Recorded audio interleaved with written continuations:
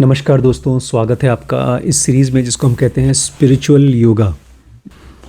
हमारा माइंड हर सेकंड कुछ न कुछ सोचता रहता है, सोचता है ना।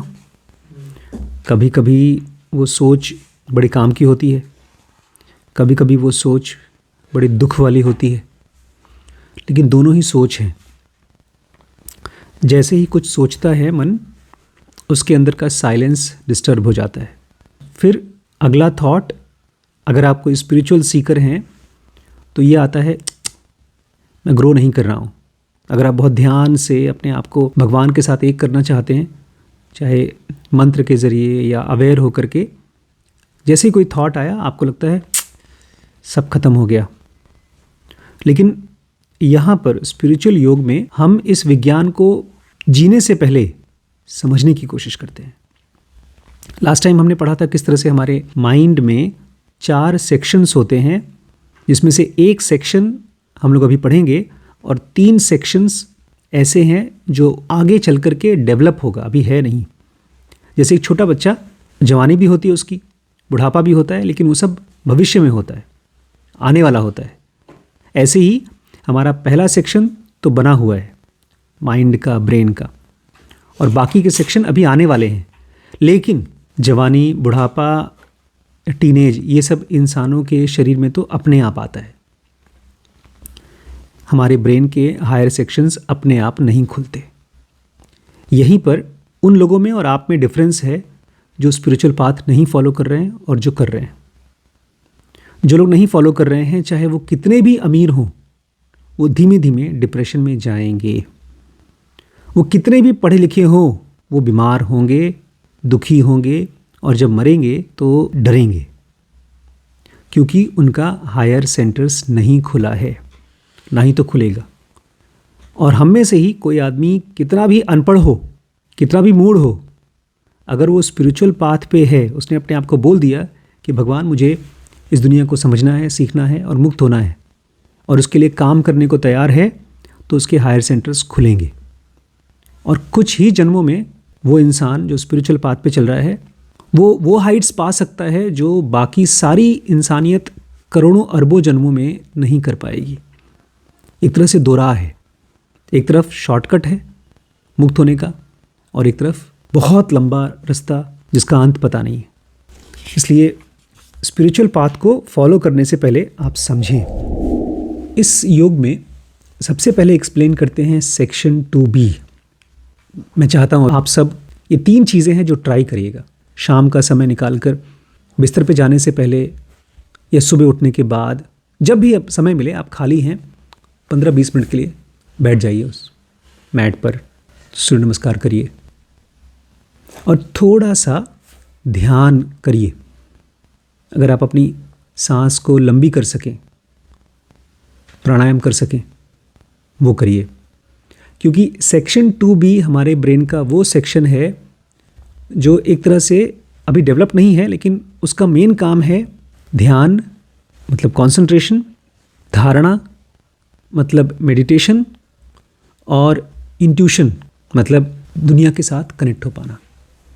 दुनिया नहीं, ब्रह्मांड के साथ कनेक्ट हो पाना, मतलब ईश्वर के साथ कनेक्ट हो पाना। ये हमारे सेक्शन 2B का काम है, कंसंट्रेशन, मेडिटेशन, इंट्यूशन। लेकिन जैसे छोटा बच्चा होता है, वो माँ के गोद में बैठना भी चाहता है और उसके बाद दौड़ना भी चाहता है, क्योंकि जब वो दौड़ेगा तो उसके हाथ पैर डेवलप होंगे। एक बच्चा हर चीज़ को मुंह में डालता है ताकि उसके दांत, उसका जबड़ा, ये सब बने, काटना चाहता है। अपने माइंड का सेक्शन 2B का ख़ास तौर से ये काम है कि वो ध्यान कर सके, वो इंट्यूशन कर सके। जब तक सेक्शन 2B नहीं खुलेगा, आप कितनी भी किताबें यहाँ पढ़ लें, कितनी भी विजडम वाली बुक्स सुनते रहें, कोई अच्छी से अच्छी फिल्म देख लें, कोई आपको समझा दे, तब भी विजडम नहीं आएगी, समझदारी नहीं आएगी। क्योंकि समझदारी सेक्शन 1 का काम नहीं है। सेक्शन 1 का काम है इस दुनिया को एंजॉय करना और इसी दुनिया में लीन रहना, खाना, सोना, सेक्स करना, यही सेक्शन 1 का काम है। सेक्शन 2 तब डेवलप होगा जब आप कुछ देर के लिए कॉन्टेम्पलेट करेंगे, चाहे वो 2 मिनट के लिए हो, और वो सतत होना चाहिए। रेगुलर होना चाहिए। आप 2 मिनट का ऑब्जर्वेशन 1 साल तक कर लें तो 100% आपका सेक्शन 2B काम करना शुरू कर देगा। मन नहीं करेगा क्योंकि मन का कंट्रोल चल रहा है सेक्शन 1 से। सेक्शन 1 एक बहुत तेज़ी से बदलने वाला रेडियो स्टेशन की तरह है। 1 सेकंड पे एक गाना आ रहा है, एक गाना ख़त्म नहीं हो रहा तब तक से दूसरा गाना आ रहा है, वो ख़त्म नहीं हुआ तब तक से स्टोरी आ रही है, वो ख़त्म नहीं तब तक से न्यूज़ आ रहा है। ऐसे ही जैसे कोई छोटा बच्चा एक रेडियो का बटन बदल रहा है, ऐसे ही हमारा मन 1 सेकंड में 12 विचार, अलग अलग विचारों के साथ रहता है। अगर आप कुछ लिखने की कोशिश कर रहे हैं, एक थॉट को, जैसे वैभव फिल्म लिखने की कोशिश करें तो उसमें एक थॉट को श्रृंखला में सोचना पड़ता है। कोई आदमी अगर किताब लिख रहा है या म्यूज़िक के साथ प्रैक्टिस कर रहा है तो उसमें एक विचार के साथ कई मिनट तक रहना पड़ता है, तो उसमें धीरे धीरे आपका सेक्शन 2B डेवलप होता है। नहीं तो नॉर्मल विचार कैसा है, नॉर्मल मन चेंजिंग रेडियो स्टेशन, वो 24 घंटे खड़खड़ बदलता रहता है। यही हमारे सेक्शन 1 का काम है। ये सेक्शन 2 का काम है कंसंट्रेट करना, मेडिटेशन करना और ईश्वर से इंट्यूशन ले पाना। स्पिरिचुअल योगा कहता है कि हमारा ब्रेन और एक योगी का ब्रेन, रमण महर्षि का ब्रेन इतना अलग है, ये मान सकते हैं आप कि वो अलग प्रजाति हैं। जैसे कुत्ता, बिल्ली और एक इंसान, इन दोनों में प्रजाति का अंतर है। एक इंसान कुत्ते से एकदम अलग तरीके से जीता है, सोता है, सोचता है, खाता है। हम उसको कहते हैं इंसान, जानवर नहीं कहते। ऐसे ही एक आदमी जिसका सेक्शन 1 और सेक्शन 2A काम कर रहा है, मतलब वो कोई ध्यान कोई मेडिटेशन नहीं कर रहा है, वो एक जानवर की तरह है। किसकी कंपैरिजन में? एक रमण के कंपैरिजन में। इसीलिए हम लोगों को लगता है कि बाप रे बाप, ये लोग तो बड़े समझदार हैं यार, हम तो कभी नहीं कर सकते ऐसा। लेकिन हम कर सकते हैं। उसके लिए थोड़ा पेशेंट रहना पड़ेगा। और एक बड़ी सी नदी है, उसको हम पुकारते हैं नो मैन्स लैंड। जैसे आप ही परेशान हो रहे हैं ना काम को लेकर के, ऐसे बहुत से लोग ध्यान को लेकर परेशान रहते हैं। ध्यान करने की कोशिश करते हैं, फिर सोचते हैं कोई गुरु मिल जाए, गुरु हाथ पकड़ करके हमको सिखाए, लेकिन उसमें भी गुरु के साथ रहने पर भी खुद ही काम करना पड़ता है। बहुत सी कहानियाँ हैं जहाँ ऋषि मुनि के साथ कोई बहुत पैशनेट शिष्य आ गया, वहाँ सालों साल रहा, लेकिन फिर भी मन को साध नहीं पाया, तो गुरु को भेजना पड़ता है उसे किसी और गुरु के पास, अलग अलग तरीके से पढ़ाना पड़ता है। क्योंकि आपके अंदर में वो ब्रेन सेल्स डेवलप होना है और ये सारा का सारा खेल खुद करना है। जैसे कितना भी योगा टीचर को सिखा दे, योगा सिखा दे, स्पोर्ट्समैन आपको स्पोर्ट्स सिखा दे, अल्ट्रासाउंड का डॉक्टर आपको अल्ट्रासाउंड सिखा दे, लेकिन एक टाइम के बाद तो खुद ही करना पड़ेगा। जब तक मैं अल्ट्रासाउंड किसी के शागिर्दी में करता था, तब तक मुझे लगता था मुझे कॉन्फिडेंस आ गया, मरीज़ देख सकता हूँ, लेकिन था नहीं। जब पहली बार मरीज़ देखना शुरू किया तब मुझे समझ में आया कि अरे मुझे तो आता ही नहीं। इसको कहते हैं नो मैन्स लैंड।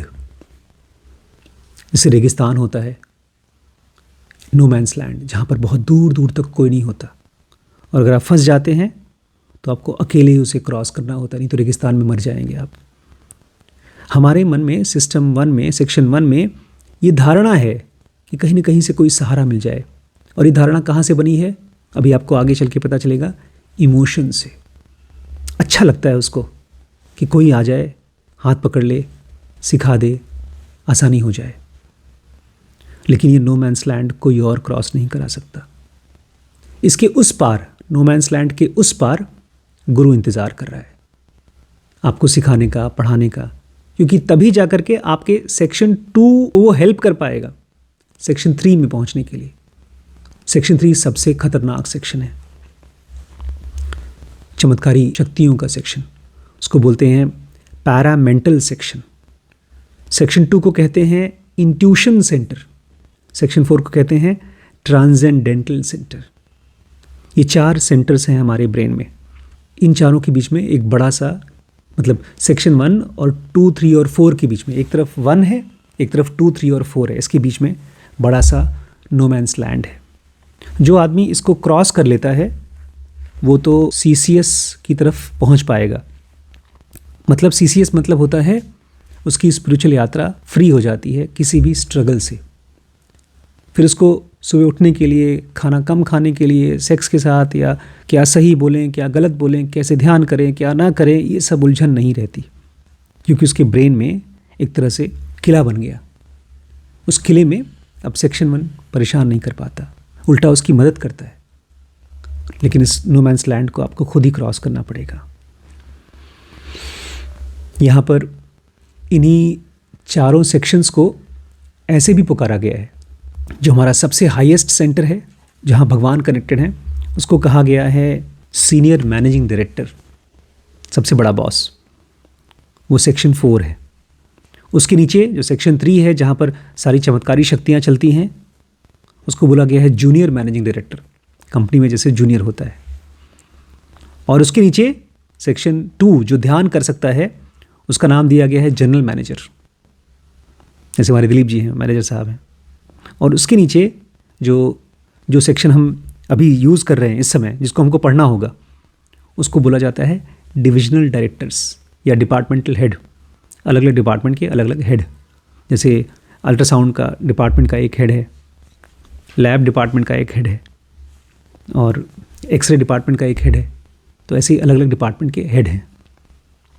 इन चारों सेक्शंस को नाम से अगर पुकारते हैं तो सेक्शन 1, 2, 3, 4, और इन चारों सेक्शंस में 7 सेंटर्स हैं। एक सेक्शन मतलब ऐसे मान के चलिए एक शहर, और एक शहर में जैसे मल्टीपल घर होते हैं, ऐसे ही सेक्शन 1 में 4 सेंटर्स हैं। क्या नाम है उनका? इंटीग्रिटी सेंटर, बुद्धि का सेंटर, सत्व गुण। दूसरा सेंटर है इमोटिविटी सेंटर, भाव का सेंटर। इसलिए जब भी आप परेशान होते हैं, खट से पकड़िए, अरे ये तो मेरा भाव है, ये सच नहीं है। अगर आपने आके मुझसे कहा सर हमारा प्रोग्रेस नहीं हो रहा है, तो रमन क्या कहते हैं आपको? तुम्हारा प्रोग्रेस तो हो रहा है, तुम्हें नहीं पता।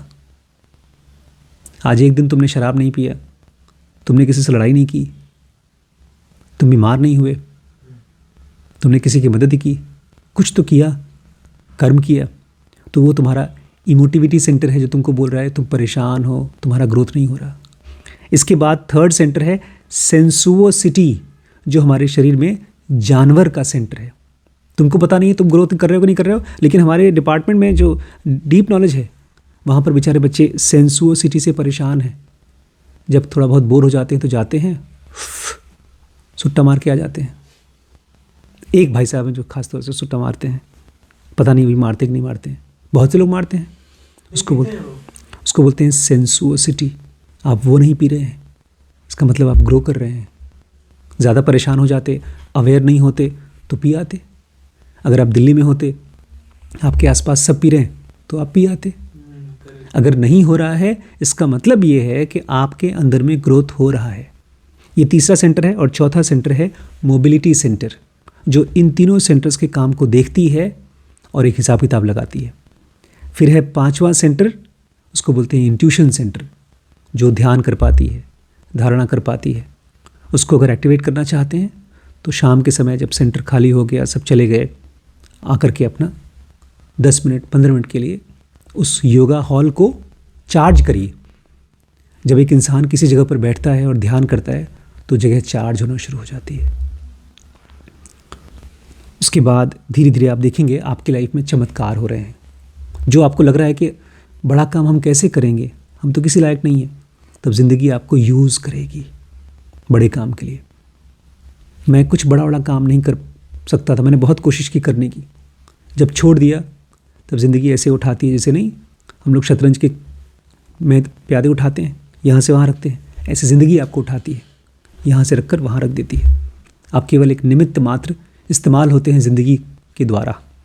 और लास्ट सेंटर है ट्रांसेंडेंटल सेंटर, जिसमें कि आप उड़ जाते हैं बियॉन्ड इस धरती और इस आकाश, फिजिकल वर्ल्ड जहाँ पेन और सफरिंग इसका नेचर है, उसके ऊपर उठ जाते हैं। कल हम लोग पढ़ेंगे अलग अलग सेंटर्स को, स्पेशली इंटीग्रिटी सेंटर को, सत्व गुण को समझेंगे वो क्या होता है, और उसके बाद बाकी सेंटर्स को समझेंगे। ध्यान को ज़बरदस्ती नहीं करना है, ध्यान के साथ खेलना है। आँख बंद करके थोड़ी देर प्राणायाम किया, विचारों को देखा। दिन में आप बैठे हैं स्कूटर पे, खाली बैठे हैं, एक कॉपी रख लो, देख लो कौन कौन से विचार आ रहे हैं, उसको लिखो। प्रॉब्लम्स आ रही हैं तो प्रॉब्लम्स लिखो, लिखोगे उसका सोल्यूशन खोज पाएंगे साथ में। भूल जाओगे तो खाली याद रहेगा एक फ्रस्ट्रेशन कि दिन भर परेशान थे। प्रॉब्लम्स को एक डॉक्टर की तरह देखो।